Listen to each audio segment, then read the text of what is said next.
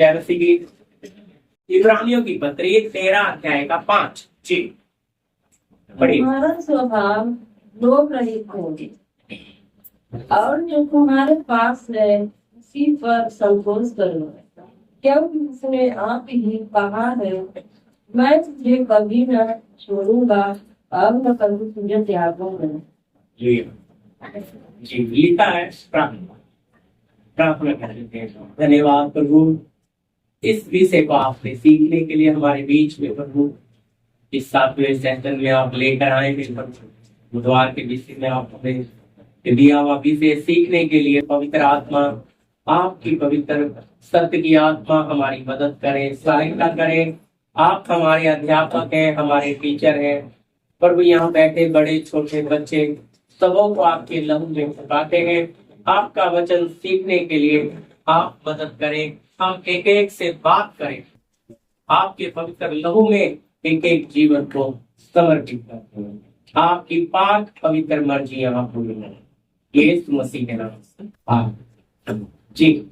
अभी हम सीख रहे हैं आत्मिक जीवन में रोकने वाली वस्तुएं। तो उसमें क्या है, तुम्हारा स्वभाव लोभ रहित हो। कैसा हो? लोभ रहित मतलब हिंदी में बोलेंगे तो तुम्हारा स्वभाव लालची होना चाहिए।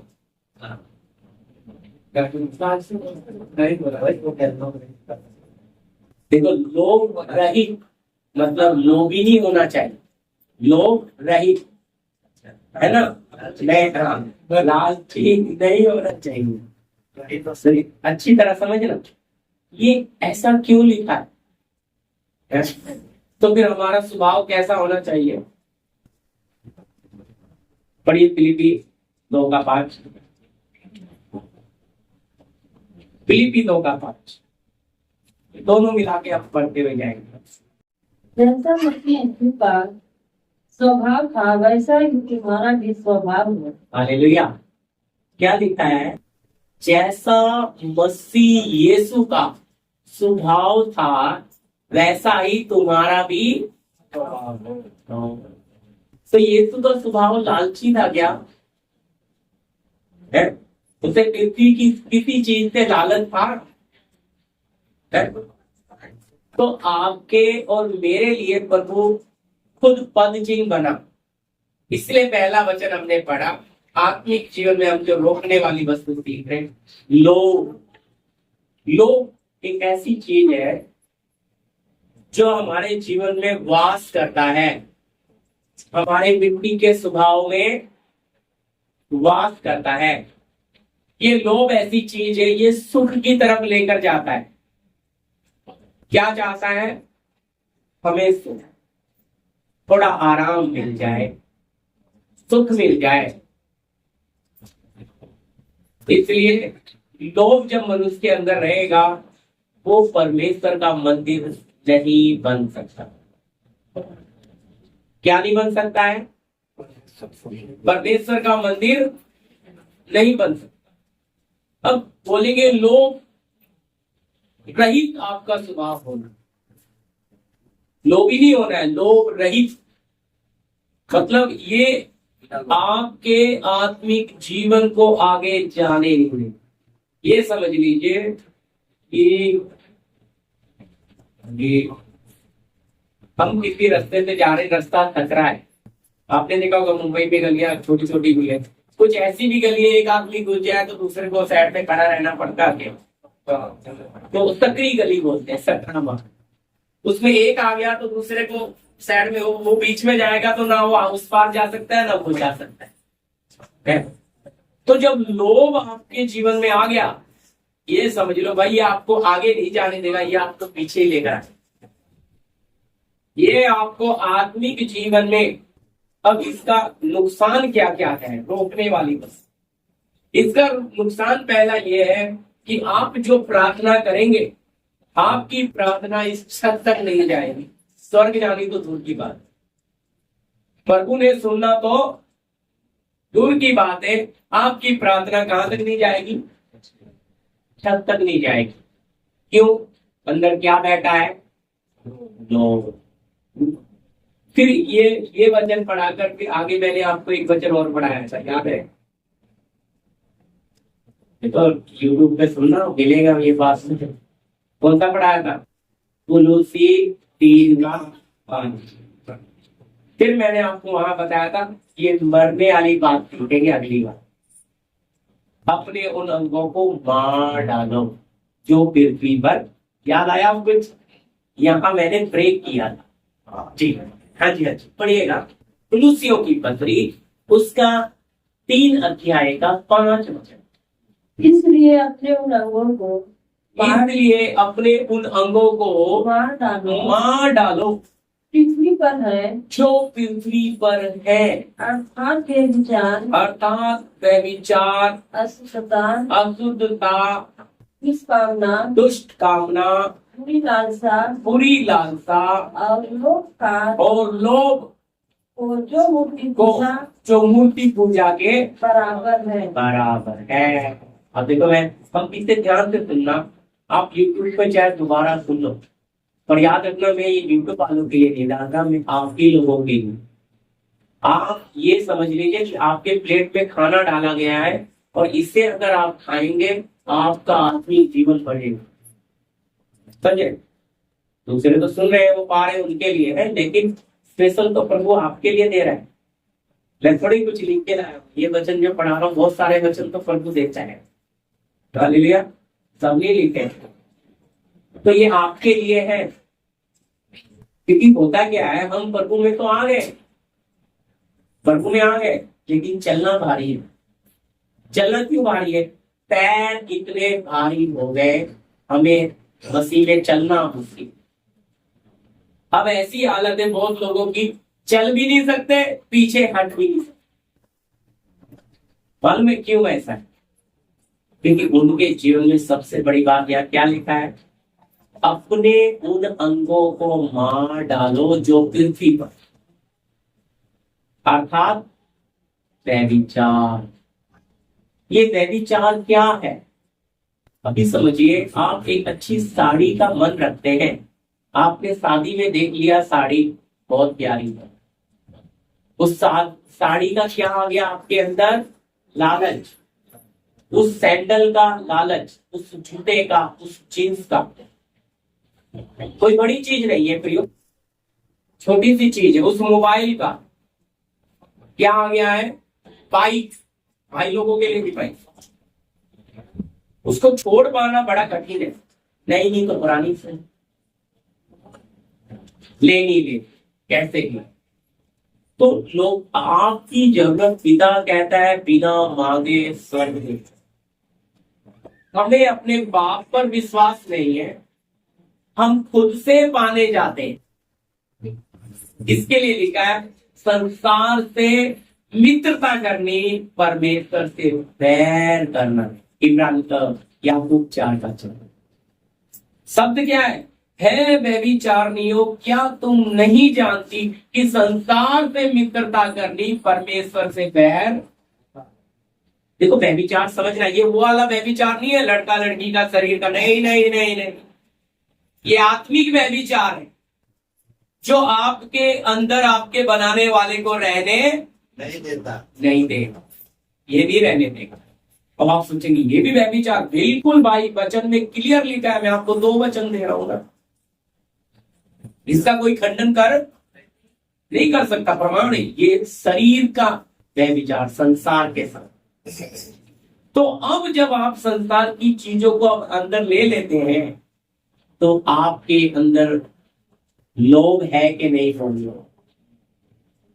लोभ है। अब आप प्रार्थना करते हो, कहते सुनिए मेरा शब्द एक आपके लिए, आपकी प्रार्थना छत तक क्यों नहीं है? क्योंकि आपके अंदर स्वार्थ, और जहां स्वार्थ है वहां आत्मा काम करती। फिर आप सोचते हो पास्टर जी कर देंगे तो वो ज्यादा। वचन में तो लिखा है विश्वासियों में चिन्ह होंगे। आपने विश्वास किया है कि आपका पिता, आपका परमेश्वर जिंदा परमेश्वर है, तो क्या देगा? रूप देगा ना। क्यों नहीं हो रहा? क्योंकि हमें प्रभु ने जो कुछ दिया हम उसमें संतुष्ट नहीं हो। तुम समझते प्रभु तो सब। अगर प्रभु ने यीशु मसीह भाई उसे आके किसी ने पूछा कि हे प्रभु तू कहाँ रहता है, यीशु कहते हैं आकाश के पक्षियों को घोंसले हैं, लोमड़ियों को अपने भट है, लेकिन मनुष्य के पुत्र को सर ढकने की भी जगह। अगर आपने पढ़ा हो तो यीशु इस पृथ्वी पर कैसे परदेसी बनकर जिया, क्योंकि उसको पता था मैं यहाँ का हुई नहीं। तो कहता है क्या तुझे नहीं पता मुझे तुझे छोड़ देने का अधिकार है। यीशु बोलता है ये अधिकार अगर स्वर्ग से ना दिया जाता तो तेरा मुझ पर कोई अधिकार नहीं होता। बोलता है मेरा राज्य यह प्रकार नहीं है। क्या तू राजा है? बिल्कुल डर जाता है। यीशु कहता हाँ मैं राजा। तू कहता हाँ मैं, लेकिन मेरा राज्य यहाँ का कहाँ का है? स्वर्ग का। अगर आज्ञा दे दे तो 1/3 स्वर्ग आ जाएंगे। समझे? तो प्रभु इसलिए हम सीख रहे आत्मिक जीवन में रोकने वाली वस्तु। अब हम चाहे छोटे हो आत्मा में बड़े हो, लेकिन हम परमेश्वर के स्वर्गीय पिता के बेटे और बेटियां। हमारे द्वारा कार्य क्यों नहीं हो, हमारे द्वारा प्रभु की महिमा क्यों नहीं हो? क्योंकि आपके जीवन में मलिनता पड़ी है। क्या पड़ी है? मलिनता। समझते गांव में कुछ लोग खाना बनाते हैं, पहले टाइम पे ज्यादा चूल्हों पे बनाता, अब तो हर जगह गैस हो गए। तो बनाते समय बर्तन काले हो जाते थे, तो उनको साफ करने के लिए कौन सा वाला काता लेते थे? अलग अलग तरीका है लोगों का। महाराष्ट्र में तो देखते हम लोहे के भी काते आ गए, प्लास्टिक के भी हैं, वो भूसे का भी बनाते हैं लोग, अलग अलग है। लेकिन कालस निकालनी तो रेत में क्या होता है? हार। फिर रेत में सरफ मिला के क्या करते हैं कुछ लोग, ईटा समझते हैं जो दीवार में उससे भी खिंचता, क्या उतारने के लिए? सख्त। अगर अंदर चावल या चीज जल गई तो अंदर का कालस कितना, उसको उतारने में ताकत लगता है या ऐसे ही उतर जाता है? मेहनत लगता है। बिल्कुल इसी तरह पवित्र आत्मा हमारे अंदर इतनी गंदगी पड़ी है, उसे साफ करने आता है तो हमें दर्द होता है। हम कहते हैं ना ना ना ना ना ना प्रभु मेरे लालच ना लगा, मेरी इच्छाओं को मत छुओ, मेरी मनमर्जी को मत छुओ, पर मेरे जीवन में काम करो। समझ रहे मेरी बात? मैं जैसे बोलता हूं वैसे चलो, पर मुझे संसार के साथ व्यभिचार करने दो, मुझे संसार में एंजॉय और संसार में भी अपनी मनमर्जी करने दो और आपकी मर्जी में भी चलने दो। ऐसा तो बड़ा कठिन है। एक मयान पे 2 तलवार तो जा नहीं सकते, जबरदस्ती घुसाएंगे मयान फट जाएंगे। सच है, कहावत है ना ये तो इसी तरह भाई ऐसा नहीं हो सकता। यीशु बोलते एक व्यक्ति 2 स्वामी की सेवा नहीं कर सकता, या संसार की या धन की। संसार और धन ये इतना खतरनाक है, ये इस हमारे मांस और लहू के शरीर के साथ जुड़ा है। पर इंसान को ये भरोसा नहीं है कि आज मैं बिस्तरे में सोऊंगा सुबह उठूंगा कि नहीं, पता नहीं, कोई गारंटी नहीं है। तो तुम इधर से मुंबई में मुझे 22 साल हो रहे थे, कितने लोगों को जाते हुए देख लूंगा। कभी गए मंगलवार के एक भाई से मिला था, इस मंगलवार है ही ब्रेन की नस फटी, खाना खाने आया था लंच पे, जवान हॉस्पिटल नायर ले जाते क्या हो। अब मुझे तो मौका भी नहीं उसको दोबारा मिलने का। देखिए कोई जीवन की गारंटी नहीं है, लेकिन फिर भी इंसान के अंदर से लोभ जाता नहीं है। अब लोभ चिपक के बैठा है। प्रभु लोभ निकालने के लिए क्या करता है? क्योंकि जब तक लोभ बैठा है आपकी जरूरत स्वर्ग से आएगी नहीं। आपको जब तक आप में संसार का व्यभिचार है, आपको अपनी बुद्धि, अपनी ताकत, अपनी सारी पहचान लगानी पड़ेगी अपना जीवन जीने के लिए। घर गृहस्थी परिवार सब कुछ चलाने के। लेकिन जब आप इन चीजों से बाहर आते हैं और स्वर्ग आपके ऊपर अपना कंट्रोल लेता है, फिर वो अपने आप काम के भी गुण आ रहे, हर चीज में वो क्या दे देता है, आशीष। उसे हम बोलते हैं स्वर्गीय आशीष, समझे? क्योंकि जो इंसान बुद्धि से नहीं कर सकता, अपनी ताकत से नहीं कर सकता, क्या वो काम आत्मा से नहीं हो सकता? लिखा है जो तुम्हारी ताकत से नहीं, तुम्हारी शक्ति से नहीं, उसकी आत्मा के द्वारा संभव। वो जो चाहे वो कर सकता है, लेकिन करता क्यों नहीं? वो मानता है आपकी योग्यता, वो मानता है आपकी योग्यता। योग्यता के लिए क्या चाहिए भाई? टूटा मन। ये कठिन है। टूटे मन के साथ प्रार्थना करना बड़ा कठिन है। क्यों? क्यों कठिन है बोलिए? गरम आंसू के साथ प्रार्थना करना कठिन है। आते ही नहीं आंसू, क्योंकि आंसू आने हैं तो आपके अंदर ये बात आनी है कि मैं गलत हूं। जब तक आप अपनी गलती का पश्चाताप प्रायश्चित नहीं करते, आपकी आंख में आंसू आएंगे नहीं। भाई लोग में से निकलना आसान नहीं है, लोग को हराना आसान नहीं है। पहली सदी के लोगों में एक खूबी है, पढ़िएगा 2 कुरिन्थी 6 अध्याय का 10 वचन। लोग करने वालों के समान है, परंतु सर्वदा आनंद करते हैं। कंगालों के समान है, परंतु भक्तों को धनवान बना देते हैं। ऐसे हैं जैसे हमारे पास कुछ नहीं तो भी सब कुछ रखते हैं। हालेलुया। कैसे हैं? पहली सदी की कलीसिया देखने से कैसी दिखती है? संजीव, लेकिन दुखी लोग है भाई, दुखी, मारे मारे फिरते हैं, क्योंकि राजा इनको कहीं एक जगह छुप छुप के तो प्रार्थना करते हैं। ये क्या लिखता है प्रभु का संत दास पौलुस? कहता है शोक करने वालों के समान दिखाई पड़ते हैं। दिखते ऐसे हैं कि बड़े परेशान और बहुत दुख में है। ऐसा ही लिखा है ना? हाँ जी। परंतु सर्वदा आनंद करते हैं।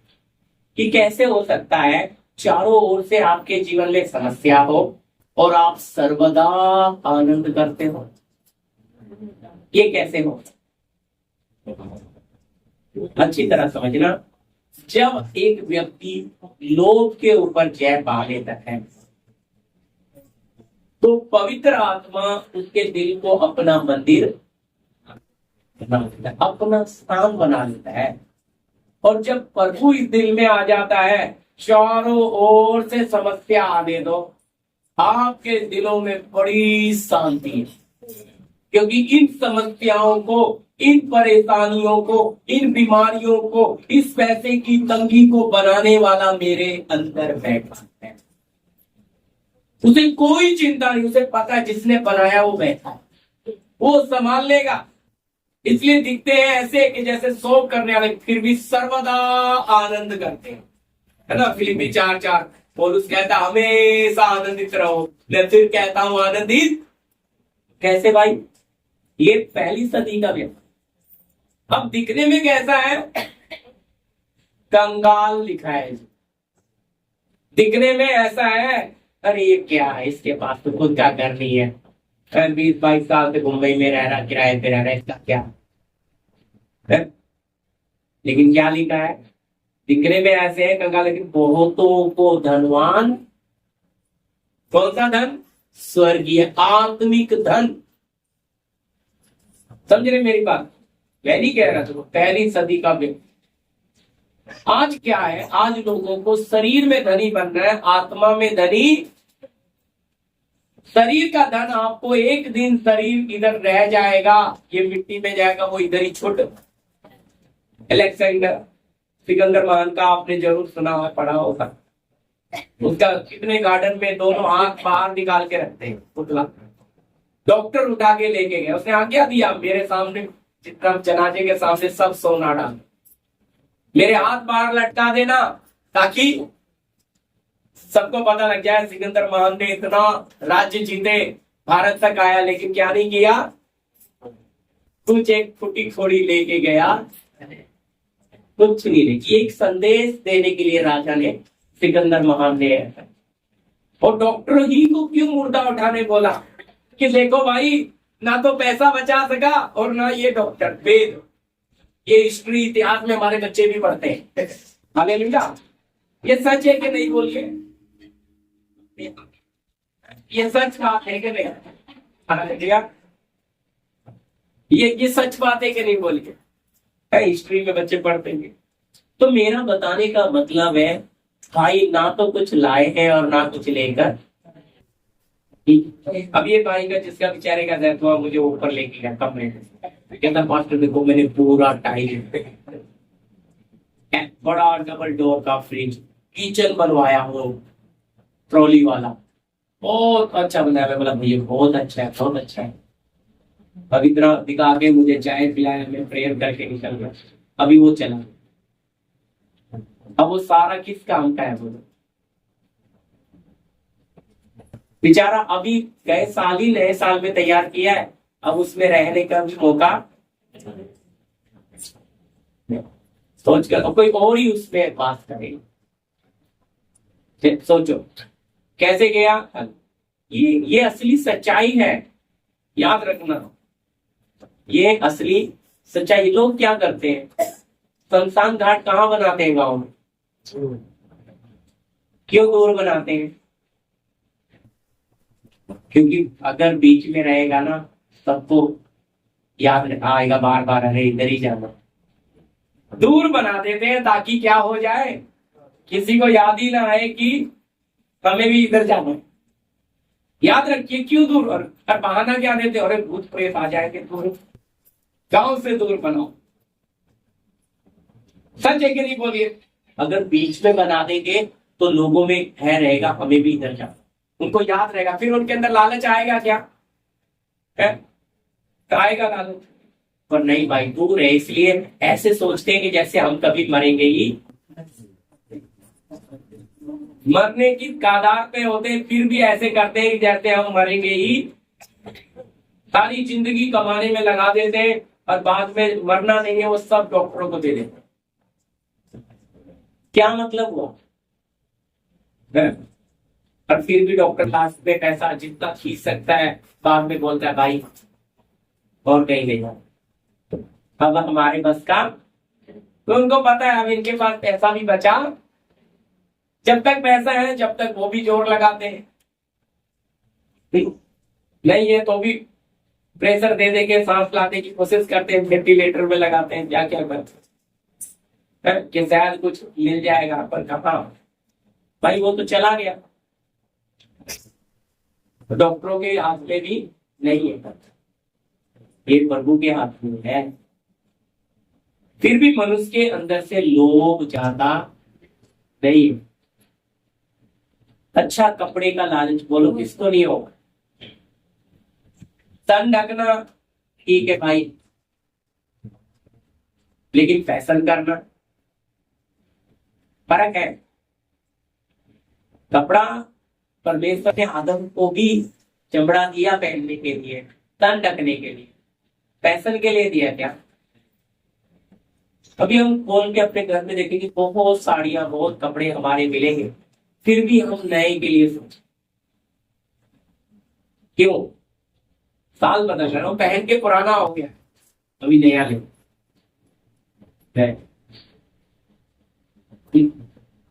बहुत छोटी छोटी बात है, लेकिन ये संसार का जो व्यभिचार है, फिर ये कहाँ जाके घुसता है?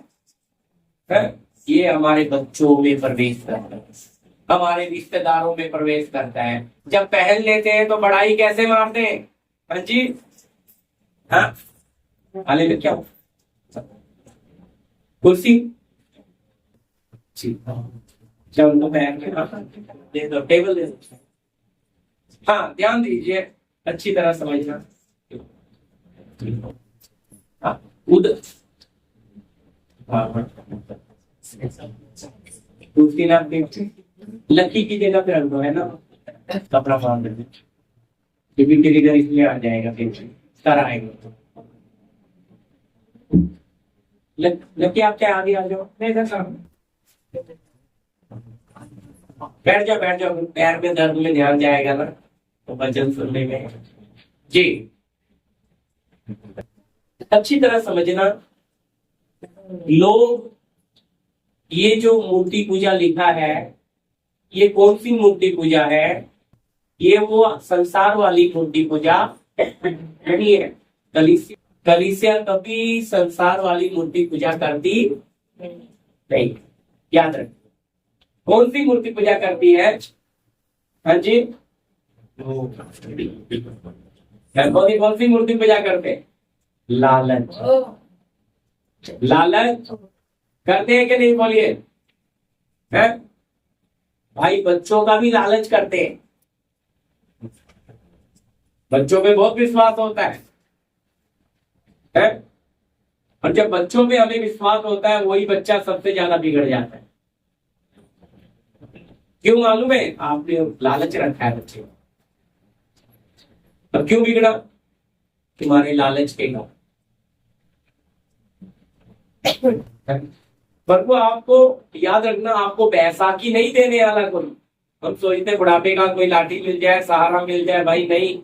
वो कह रहा है मैं तुम्हारा चलाने वाला, तुम्हारा संपूर्ण भरोसा मुझ पे रहना है। मैं तुम्हारे लिए, तुम्हारा एक बेटा है, मैं तुम्हें 10 बेटे खड़े कर सकता हूं तुम्हारे लिए, लेकिन तुम्हारा भरोसा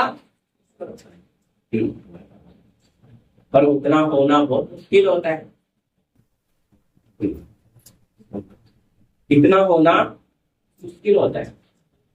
हम उन चीजों को ज्यादा प्यार करके लालच करते हैं। कहेंगे बच्चे का लालच, बिल्कुल भाई है, तो फिर वो बच्चा हमारी सुनता ही नहीं है, पूरा मन मर्जी में चला जाता है, बिगड़, वो मन मर्जी करता है और हम परेशान। फिर एक समय आता है वो इतना बिगड़ जाता है कि हमारे दिल से बाहर कैसे निकल गया बाहर? क्यों निकल गया बाहर? किसने निकाला? सोच कर देखना थोड़ा। शैतान ने निकाला?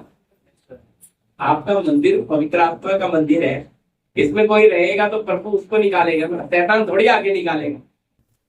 आपको क्या लगता है? नहीं नहीं, शैतान ने कर दिया। शैतान क्यों करेगा भाई? अब्राहम के मन में बेटा बैठा तो किसने निकाला? बोलो, परमेश्वर ने निकाला। उसको 3 दिन का यात्रा दिया। यहाँ कलीसिया कभी मूर्ति पूजा करती नहीं है, लेकिन कलीसिया को लिखा है मूर्ति पूजा। ये कौन सी मूर्ति पूजा? इस संसार के साथ उन चीजों को अपने दिल में। फिर होता क्या है? हमें पवित्र आत्मा का शक्ति मिलता नहीं। अभी हम बीमार हैं, अभी बीमार है, बिस्तरे में पड़े, उठने की ताकत नहीं है। प्रार्थना करना है, पवित्र आत्मा मुझे शक्ति दे। आपने बैठे बैठे उठकर बैठे और खड़े हुए, और फिर आपको ऑटोमेटिक क्या आ गई? शरीर में बुखार है, शरीर में दर्द है, लेकिन आत्मा के बल से खड़े हो। अब आत्मा के द्वारा प्रार्थना कर रहे हो, आराधना कर रहे हो, और वो शरीर वाला अपने आप भाग गया।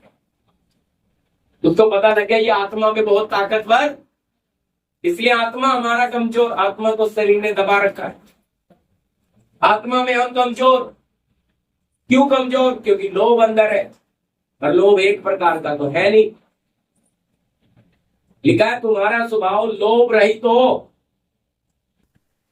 फिर मैंने आपको दूसरा वचन पढ़ाया, भाई हमारा स्वभाव यीशु के स्वभाव जैसा हो। ऐसा ही लिखा है ना, स्वभाव यीशु का स्वभाव लालची था। बोलो, उसको किसने पूछा कहाँ रहता है? भाई उसको रहने को घर भी नहीं है, फिर भी क्या है? संसार की सारी शक्तियां जुटती है उसके साथ। उन्हें पता है ये कौन है? राजाओं का राजा का बेटा है, आकाश और पृथ्वी का परमेश्वर है। लेकिन दिखता, अब उसके चेले मैंने आपको पढ़ाया, दिखते कैसे हैं? कंगालों के समान, फिर भी बहुतों को धनवान, पर कहाँ? आत्मा में धनवान बना। पिछली बार आपने देखा लोगों की कलीसिया धनी थी, लेकिन पिता उनको देखते समय कहता है तुम तो कंगाल हो, तुच्छ हो, नंगे हो, अभागे हो, मुझसे क्या ले लो, आग में से ताया हुआ सोना विश्वास ले लो कि तुम धनी हो जाओ। याद रखना, संसार का धन रहेगा तो विश्वास रहेगा नहीं, फिर विश्वास नहीं रहेगा। और अगर आपके पास विश्वास नहीं हो तो आपके पास कितना भी धन दौलत होगा, लेकिन आप क्या गिने जाओगे, कंगाल। ठीक? लेकिन अगर आत्मा में धनी बनना है तो आपको संसार की बातों के ऊपर जयवंत बनना। जयवंत का मतलब है पिता हमें जो भी दे दे हम उसमें संतुष्ट हैं। क्या है, जिस हालत में हमें रखेगा हम रह लेंगे, लेकिन हम उस हालत में रहना नहीं चाहते। हम आज सबसे बड़ी समस्या है लोगों पे अपना नाम करना। क्या करना है, नाम। देखो लोग के साथ ये बड़ा खतरनाक, इस संसार का व्यभिचार होता क्या है, देखो पढ़िएगा उत्पत्ति 11 अध्याय, उत्पत्ति 11 अध्याय 3 से पढ़िएगा। हाँ। तब वे आपस में कहने लगे, आओ हम मीठे बना बना के भली भाग की आग में पकाए। और उन्होंने पत्थर के स्थान करीब से और चूल्हे के स्थान पर मिट्टी के गारे से काम लिया। इन्होंने कहा, आओ हम एक नगर और एक गुम्बद बना दो, इसकी चोटी आकाश से बातें करें, इस प्रकार से हम अपना नाम करेंगे। ऐसा न हो कि हमको सारी पृथ्वी पर फैलना पड़े। क्या करने जा रहे हैं, हम क्या करें, अपना नाम करें। आज लोगों के मन में हम तो जैसा जी लिए, लेकिन अब क्या हो, हमारे बच्चे हमारा नाम, ध्यान से समझना, बड़ा खतरनाक है। अब ये बेचारे गुम्बद बना के अपना नाम करने के लिए चल पड़े। इन्होंने तैयारी कर ली। उस समय पृथ्वी पर एक ही भाषा थी, एक ही बोली थी, और ये लोग मिलकर काम करना शुरू कर दिए। बाबेल की गुम्बद, मीनार बननी शुरू हो गई। जी आगे बढ़िए। हाँ जी, अपना नाम करने के लिए चल पड़े। हाँ, सब लोग नगर और गुम्बद बनाने लगे। तब उन्हें देखने के लिए यहोवा उतर आया। क्या हो गया भाई, अभी अपना नाम करने जा रहे हैं, परमेश्वर उतर आया। हाँ जी।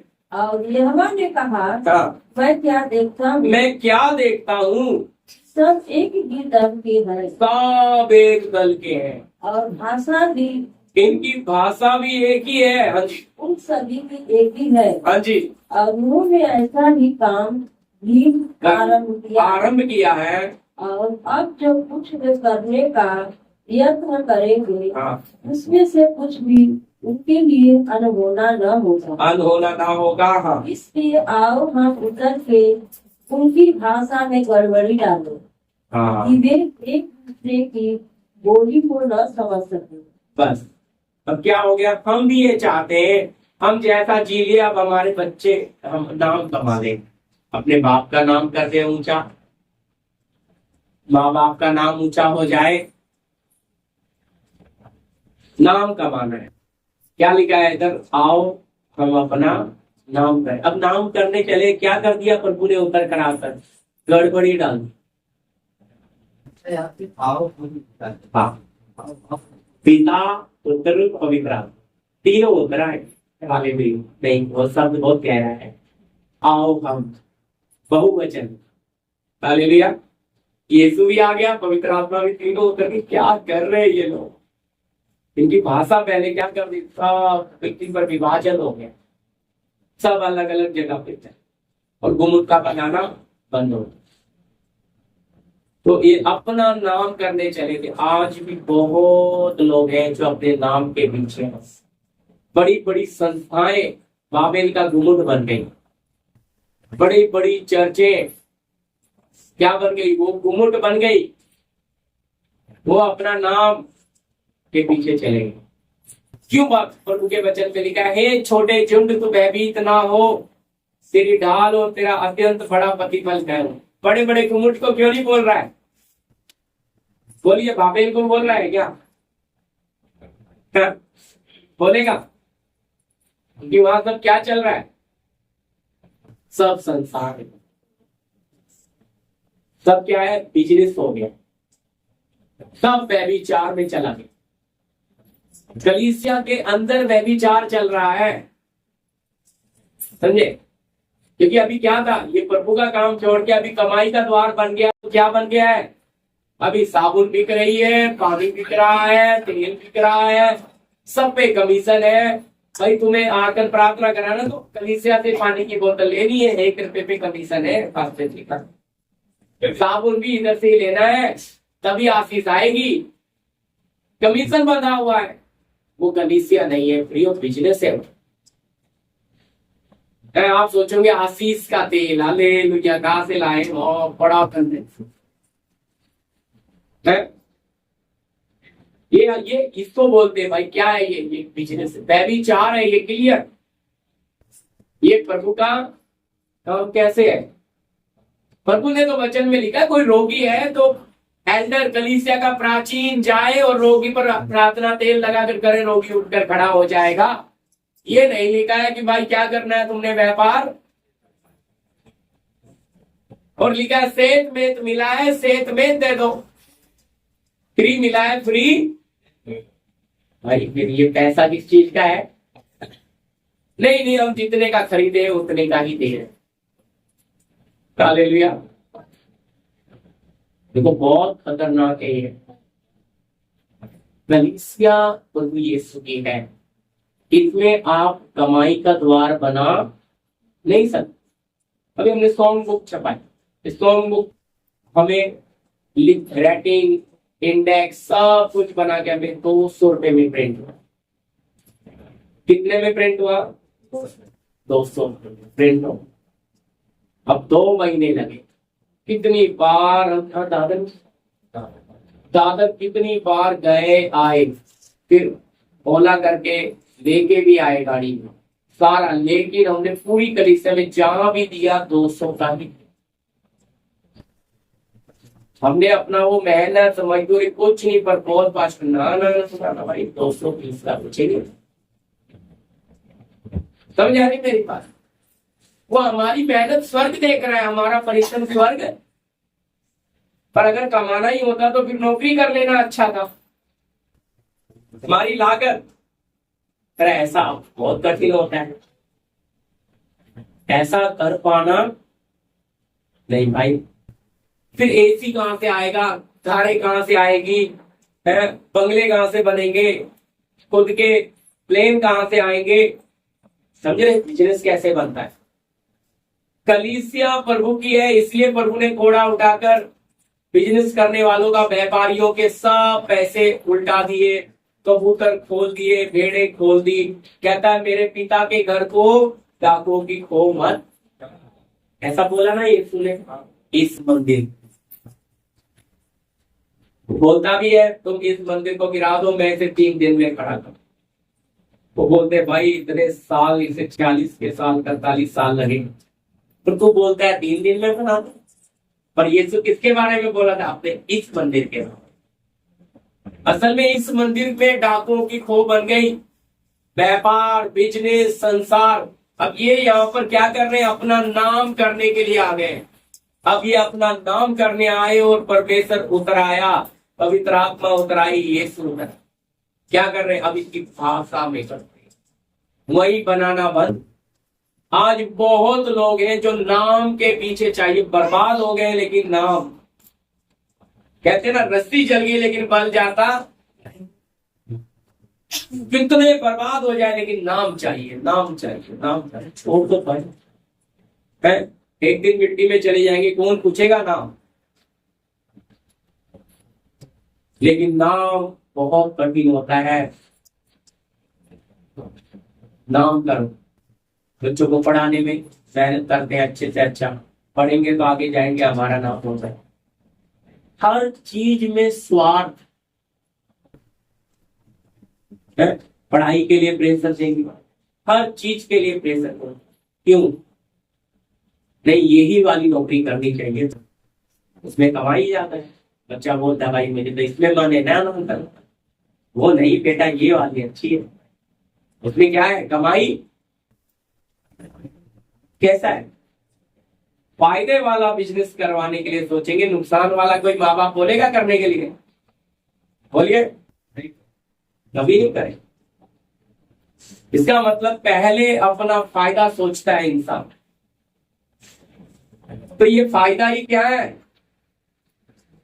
कि फायदा आपको कहां लेकर जाता है? लोभ में। और जितना फायदे के पीछे जाते हैं उतना ही नुकसान होता चला। सच है, कितने लोग नाम के पीछे चले गए और जीवन उनसे चला, यीशु उनके अंदर रहता नहीं, क्योंकि अब वो यीशु का नाम नहीं, पिता का नाम नहीं, अब अपना नाम लगाना चाहते हैं। अभी क्या करते हैं, बड़े बड़े ट्रस्ट के अपने बैनर बना लेते हैं, पीछे फलाना चर्च, फलाना नाम, बस नाम। क्या लिखना चाहिए? नाम है भाई। हाँ, अब उस नाम को लेके ब्रांच चेक खोलनी है, क्या करना है? नाम करना, पूरे इंडिया में फैल जाना है। बहुत खतरनाक है ये, बाबेल है प्रियो। कलीसिया में याद रखना, पूरी कलीसिया यीशु मसीह की हो। अगर व्यभिचार से बचना है, आप जितना घटेंगे प्रभु आप में बढ़ता जाएगा। पर अगर आप अपने नाम के लिए, अपने ऊंचेपन के लिए भाई, उतना ही आप आत्मा में क्या होते जाएंगे? सूखते जाएंगे। शरीर में बढ़ेंगे आप, लेकिन आत्मा में बढ़ेंगे। आज लोगों को शरीर में बढ़ने वाला ही रास्ता पसंद है, आत्मा में बढ़ने वाला रास्ता उन्हें अच्छा लगता, क्योंकि उन्हें लगता है ये तो बहुत कड़वा है। भाई कड़वा है तो इसका पति फल भी स्वर्ग में मीठा है। लेकिन कहते ना ना कड़वा मत, हमें थोड़ा मिलावट करके खिला दो, थोड़ा समझौता करा दो। ठीक है, समझौता कर लो, पर यहां समझौता कर लेंगे, प्रभु के सामने खड़े रहोगे। आपका विरोधी शैतान यही तो चाहता है, आप समझौता करके चलो, आप संसार को भी लेकर चलो, आप परमेश्वर को भी लेकर चलो। जरूरत पड़ा संसार में डूब गए, जरूरत पड़ा प्रभु में डूब गए। दोनों नावों में चलो, दोनों स्वामी की सेवा करो। क्या फिर आप पार हो जाओगे? हैं? दो नावों में पैर रखोगे, पार हो सकते हैं? बोलिए, आधे भी डूब जाओगे ना। जब एक नाव इस तरफ जाएगी, दूसरी इस तरफ, तो क्या होगा आपका? प्रभु चाह रहा है एक तरफ हो जाए, या तो शारीरिक जीवन या आत्मिक, क्योंकि प्रभु हम उसके न्याय के सामने हमें खड़ा होना है प्रियो। अब समस्या यह है कि वचन में तो कोई कमी नहीं है, वचन झूठा नहीं है, वचन सत्य है, पर हमारे जीवन से वो सत्य दिखता नहीं है। दिक्कत इधर, वचन में लिखा है ये प्रभु के नाम से ऐसा होगा, वो होता है, आज भी होता है, लेकिन हम में क्या नहीं है? सत्य नहीं है। इसलिए लोभ से निकलना है। तो पहली सदी के लोगों के पास कुछ नहीं है, लेकिन फिर भी लोगों को धनवान बना रहे। किसमें धनवान बना रहे? आत्मा में। वो एक मनुष्य का उसके बनाने वाले से क्या करवा रहे? मेल। स्वर्ग ने दी हुई सबसे ऊंची सेवा मेल मिलाप की, कि पापी से अपने बनाने वाले का मेल कराए। भाई इससे बड़ा कोई दर्द है? बनाने वाला तुम्हें मिल गया तो बनी हुई चीजें कीमती है या बनाने वाला कीमती? बनाने वाला कीमती। अब बनाने वाला की मिल गया है तो आपको कभी किसी बात की घटी नहीं होगी। पर याद रखना, ये इतना वफादार परमेश्वर है कि आपकी जरूरत पूरी करेगा, इच्छा पूरी करेगा। आप इच्छाओं के पीछे भागोगे तो आप जीवन के रास्ते से हट, क्योंकि ये तो जरूरत पूरी करेगा। ये एक हफ्ते की मन्ना नहीं देगा, ये रोज की देगा। ये रोज तुम्हें तकलीफ देगा कि सुबह भोर में उठ के जाना है, कि तो धूप निकलते सूरज निकलती वो मन्ना पिघल, और कोई अगले दिन के लिए रखेगा तो उसमें कीड़े पड़। आप कितना भी कमा लो, लेकिन आपको फिर रोज जाना है। क्यों? यीशु ने बोला अपने चलो कि भाई रोज की रोटी मांगना पिता से। समझ रहे मेरी बात? ये रोज के साथ जुड़ी हुई असली बात यह है कि हमारा पिता के ऊपर रोज ध्यान होना, हमारा विश्वास रोज, हमारी आंखें विश्वास की पिता पे लगी रहनी, पिता आप लेकर चलो। क्योंकि अगर महीने भर का पड़ा होगा तो हम अच्छे से सोएंगे सुख में, हम कोई चिंता नहीं पिता। जब खत्म होगा तब पिता की तरफ देखेंगे, पर जब रोज हमारी जरूरतें हम पिता को देखेंगे तो रोज कैसा होगा हमारा जीवन? समझ आ रहा ना? बाप नाप के क्यों दे रहा है? उसके खजाने में बहुत पैसा है, लेकिन हमें गिन गिन के देता है, निकाल के ये लो 10-10 रुपए। तो बोलते पापा एक हफ्ते का ही दे देना। नहीं, हमें पता नहीं एक हफ्ते का देगा, अभी उड़ा के आ जाएगा और फिर कल को मुंह देखेगा इधर उधर। सच है कि नहीं बोलिए? हम ऐसे ही हमारा स्वर्गीय पिता भी हमारी जरूरत मांगने से पहले पूरी करेगा, जरूरत देगा।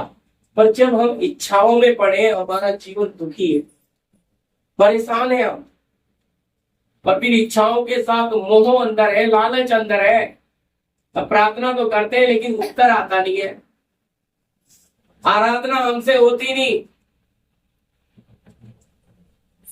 परमेश्वर के लिए हाथ हमसे उठते नहीं है भाई। ये जो कंधे होते ना भर जाते हैं, 5 मिनट हाथ ऊपर करना एकदम भर जाएंगे, क्योंकि आपको शक्ति मिलती तभी आपसे आराधना में बचेगी नहीं, क्योंकि ये भी बंधे हुए गुलाम हो आप। मुंह आपका आराधना के लिए खुलेगा नहीं, क्योंकि ये भी गुलाम है। इस मुंह से क्या करते हैं? प्रभु की महिमा के लिए दिया ही नहीं, अर्पण ही नहीं किया अभी तक, इससे संसार निकल रहा है। तो जब तक अर्पण नहीं करोगे तो ये कितना ताकत लगा लो, खुलकर आराधना होगी नहीं। करना तो चाहेंगे, सोचेंगे बाहर झगड़ा हो तो 4 गली तक आवाज जाती है, प्रार्थना में आवाज ही नहीं निकलती। क्यों? आवाज तो अंदर बहुत है, लेकिन किसी ने पकड़ रखा है। क्या नहीं करने देता? आवाज निकलने देता ही। और कहते हैं हम तो आजाद हैं, हम स्वतंत्र हैं। ये कोई स्वतंत्रता नहीं है, आप अभी भी दास्तव में हो। आपके अंग, अब तक आप प्रभु का मंदिर हो, लेकिन आपके अंग गुलाम है। तो इस मंदिर में प्रभु रहेगा। प्रभु कहता है इन अंगों को भी क्या करो? प्रभु को भावता बलिदान करके, यही तुम्हारी आत्मिक सेवा है। तो अपने पूरे शरीर को हमें अर्पण करना है, अपनी आंखों को, कान को, मुंह को, जवान को, हर चीज को। तब देखना फिर आपकी जवान से क्या निकलेगा। तब और जब सत्य निकलेगा तो रोगी भी उठकर बैठ जाएगा। जब सत्य निकलेगा तो पापी भी फूट फूट के रोना शुरू कर देगा, हाँ मैं पापी हूँ। कौन बोल रहा है? सत्य वो जो कर सकता है, वो मिलावटी वचन कर। सत्य क्या कर देगा? सत्य मन के हृदय छीन देगा। इसलिए वो पतरस ने जब पहला भाषण दिया तो कितना लिखा? 3000 के मन क्या हो गए? छिद गए। वहां कोई लंगड़ा, बहरा, अंधा चंगा नहीं हुआ, उनके मन छिद गए, क्योंकि सच्चा वचन जब उनके दिलों में लगा, उन्हें पता लगा हम पापी, रोने लग गए। हे भाइयों, हम उद्धार पाने के लिए क्या अरे तो ये सच्चाई जो कर सकती है वो मिलावटी कर। हम कहते हैं परमेश्वर परमेश्वर परमेश्वर, परमेश्वर कहाँ है भाई? वचन में क्या लिखा है? आदि में वचन था, वचन साथ था, वचन परमेश्वर था। तो भाई ये वचन ही तो परमेश्वर है। और ये वचन क्या है? सत्य है। और जब सत्य आपके मुंह से निकलेगा, ये वो 2 धारी तलवारें छीन देगी सामने वाले, वो कहेगा भाई नहीं। और अगर इसी जवान से आप छूटो, इन्हीं आंखों से आप बुराई को देखते हो, अंदर लेते हो, बुराई का स्वाद लेते हो, फिर इन्हीं आंखों को दुष्ट आत्मा देख पाएंगी? नहीं देख। इस जवान से दुष्ट आत्मा डरेगी? आपकी प्रार्थना में वो प्रभाव होगा? नहीं होगा भाई, क्योंकि आप क्या कर रहे हो? आप तो संसार के साथ। इसलिए बहुत अच्छे से समझना ये वचन, कुलुसी 3:5। पहली बात बता रहा हूं, तो मरने वाली बात पे आया ही नहीं मैं, वो तो इससे भी घातक है। हम तो सिर्फ व्यभिचार में चल रहा हूं। आप सवाल करना, लिख लेना, अगर आपको लगे रिकॉर्डिंग सुनना फिर से। लेकिन लोग इतना खुलकर समझाते नहीं, ये बहुत कम लोग हैं जो इस तरह से वचन को क्लियर समझाते हैं। क्योंकि ये वचन आपके अंदर जाकर जो कर सकता है ना, हमें नहीं पता आप यहाँ बैठे हुए हम उससे भी बड़े बड़े काम करने वाले हो सकते। हालेलुया। जो काम मैं नहीं कर रहा उससे भी बड़ा प्रभु उनसे ले सकता है। हालेलुया। तो इसलिए वचन इतना क्लीन है, पेवर है, पेवर, इसमें कोई मिलावट नहीं है, खरा है, खरा। इसलिए खरा लोग नहीं देते, उसमें मिलावट कर देते हैं, तो फिर जैसा काम होना है वो होता नहीं। जी पढ़िए वापस कुलूसी 3:5 जी। ये समझ आया ना, गुमुट, नाम का गुमुट। आज जितनी चीजों में आप चाहोगे ना नाम हो जाए भाई, आप उतना डूब जाओगे। आप बोलना है प्रभु का नाम होना चाहिए। बेटा अच्छे से पढ़ो, अच्छे नंबर लाओ, प्रभु का नाम ऊंचा हो। कि देखो प्रभु की बेटी है, प्रभु का बेटा है, बेटा अच्छा पढ़ो, अच्छे करो, अच्छे बनो, प्रभु का नाम हो। आप ये मत सोचे कि हमारा नाम हो जाए, गांव में छुट्टी में जाके पढ़ाइयां ना मारे, हमारा बेटा वो कर रहा है, ये कर रहा है। ये बातें छोड़ दो भाई, बुरा नहीं मानना। ठीक है, हमारा बच्चा जो कर रहा है प्रभु के नाम को महिमा पहले, समझे। पर अगर हम प्रभु को हटा के अपना करना शुरू कर देंगे तो उसको बोलते हैं झूठी बढ़ाई। वचन में लिखा है झूठी बढ़ाई के लिए कुछ भी मत करो और एक दूसरे को अपने से बढ़कर, ऐसा वचन में लिखा है। पढ़ाऊंगा नीचे, हाँ जी पढ़िए। इसलिए अपने उन अंगों को मार डालो जो पृथ्वी पर है, अर्थात व्यभिचार, अशुद्धता। अब क्या है? अशुद्धता, दुष्कामना। रुक जाइए, क्या है जी? अशुद्धता। ये अशुद्धता, अभी व्यभिचार आपको समझ आया, संसार की चीजों के साथ होता है। अब अशुद्धता क्या है? ये क्या हो जाता है, आप गुस्सा जल्दी कर देते हो। हम मनुष्य हैं तो हमें गुस्सा आता है, और गुस्सा आने से विचार भी हमारे अंदर गलत आ जाते हैं, और हमारी जबान पे जो नहीं आना है वो आ जाता है। तो हमारे अंदर क्या आ जाती है? अशुद्धता आ जाती है। वचन में लिखा है क्रोध तो करो पर पाप गुस्सा। सूर्य अस्त होने से पहले पहले तुम्हारा गुस्सा चला जाना चाहिए। अब आप बताओ, गुस्सा कर रहे हैं लेकिन उसको पाप बनने नहीं देना। पर हम कहा, हमने आज गुस्सा किया, एक हफ्ता घर में ऐसा है, मातम है, ऐसा लगता है कोई मर गया है।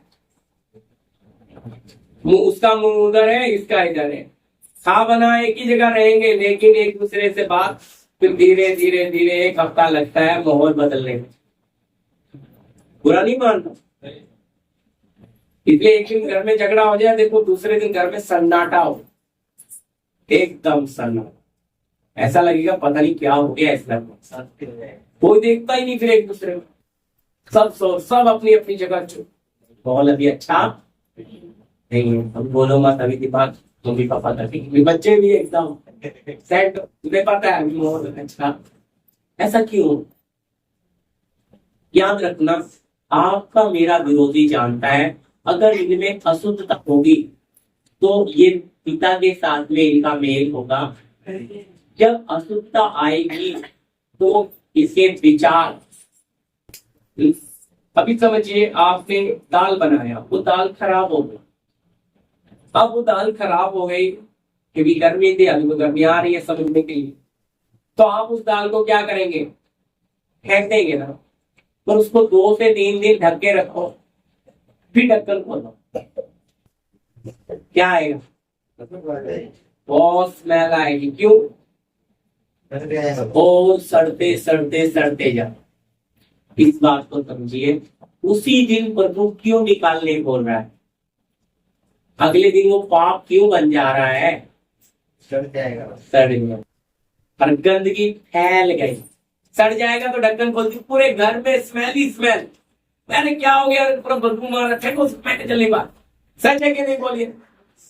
इसलिए ये हाल आज लोगों के घर के, अशुद्धता आराम से फैल जाती है, मन मुटाव आ जाता है, और फिर अंदर लगता भी एक दूसरे को, मैं, अरे वो बोले तो मैं क्यों, पता नहीं गुस्सा आ गया, गुस्सा क्यों, तो मैं भी बोल दूं, जाने दो। अब माफी मांगने का भी मन है, लेकिन अरे अभी मांगूंगी, फिर बाद में और ज्यादा सर पे चढ़ जाएंगे। अब वो भी झुकना चाहता है, वो भी झुकना चाहता है, लेकिन अपने में पड़े मैं खुद ही। नहीं, उनकी गलती है। एक आवाज और आती है अंदर, दो आवाज, दो कानून चलते हैं। एक कहता है झुक जा, माफी मांग ले, सब साफ कर दे। एक कहता है नहीं नहीं, आज झुकेगा ना फिर जिंदगी भर झुकना पड़ेगा, इसलिए मानना नहीं है, उनको ही झुकने दो। और इसमें बात एक हफ्ता, 2 हफ्ता, फिर 2 हफ्ते के बाद कोई तीसरा बैठता है, जाने दो, हो गया, खत्म हो, तब मामला सेटलमेंटल होगा। परिवारों में होता है, घर घर की बातें है, कई बार महीनों चलता है, सालों भी चल जाता है, सालों भी। अब आप सोच लो, अगर वो एक दाल 1 साल तक सड़ाएंगे तो कितनी बदबू होगी, कीड़े आ जाएंगे, कीड़े। इतनी हालत लोगों की खराब है। अब ये अशुद्धता जब अंदर आ जाती है तो पिता हमें ग्रहण करेगा क्या?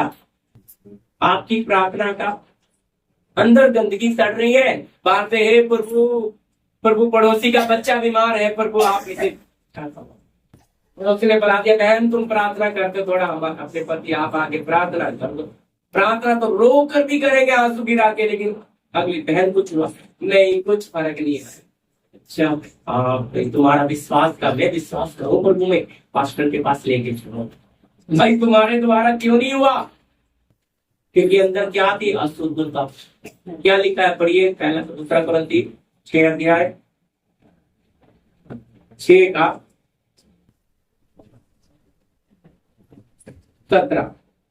इसलिए प्रभु कहता है बीच में से निकलो, उनके बीच में से निकलो और अलग रहो, और अलग रहो, और अशुद्ध वस्तु को मत छुओ, अशुद्ध वस्तु को मत छुओ, तो मैं तुम्हें ग्रहण करूंगा, तब मैं तुम्हें ग्रहण करूंगा। अशुद्ध,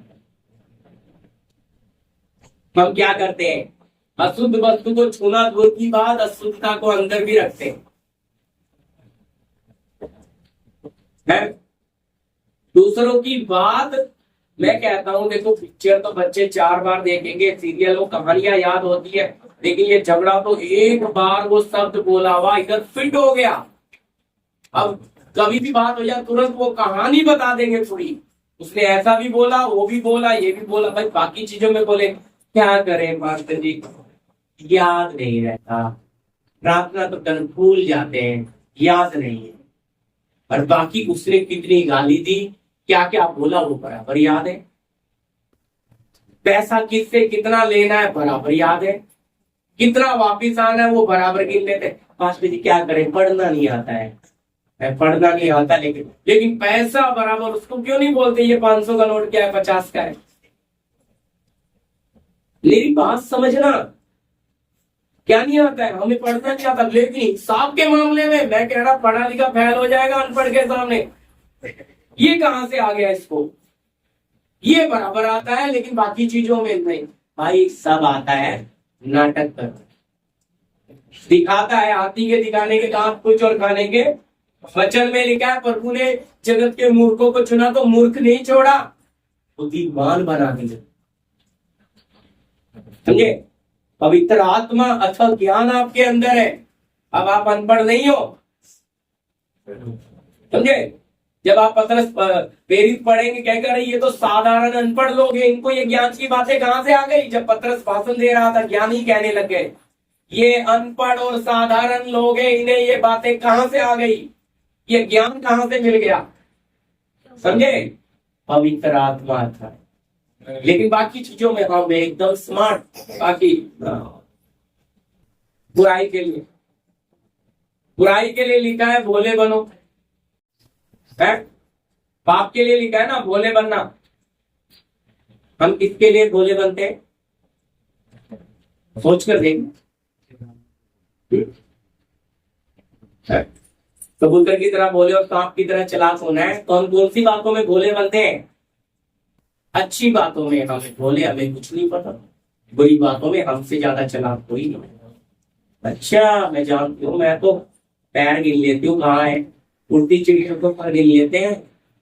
कौन किस दुनिया में हम चेहरा देख के बता देते हैं, हमें तो ऐसे ही बाल सफेद नहीं हुए, हमें इतना अनुभव है।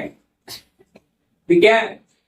संसार में आप उल्टा हो जाता है, आप संसार में चालाक बनते हो और आत्मिक जीवन में भोले।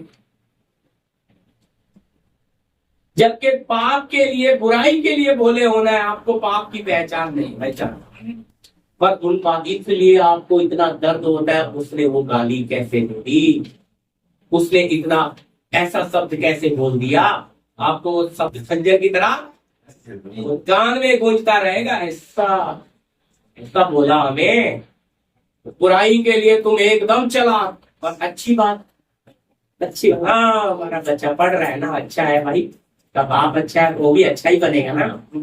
अच्छी बात के लिए, उल्टा अच्छी बात के लिए भोले बनना है भाई। अगर बच्चा अच्छा पढ़ भी रहा तो भी अच्छे तौर ध्यान, उसको दिखाना नहीं है तो अच्छा है, वो बिगड़ जाएगा, उसमें हमें भोला बनना है।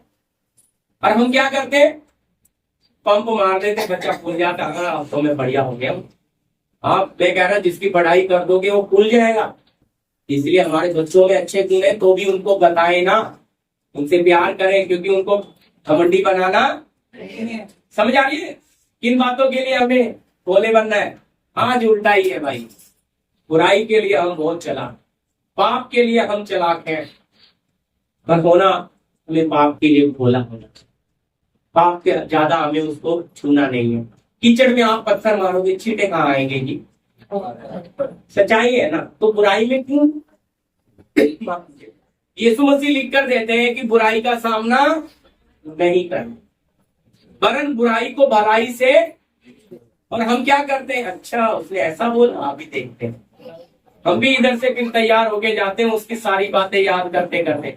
हाँ हमें पता तो कितने पानी में है, देखा तेरे बच्ची को, तेरे उसको, इसको फलाना, फिर तो भाई पूरी रामायण सामने वाले के कपड़े तक उतार देंगे, मारेंगे नहीं लेकिन इतना सुनाएंगे चार को पता लग जाएगा ये क्या है। और फिर हमारे अंदर मसीह है, फिर हम पवित्र लोग हैं, और शाम को बिल्कुल प्रभु उसने ऐसा बोला, मैंने सह लिया, माफ कर दो प्रभु जी, आंसू के साथ, प्रभु मुझे गुस्सा आ गया, माफ कर, तुम तो बड़े दयालु हो।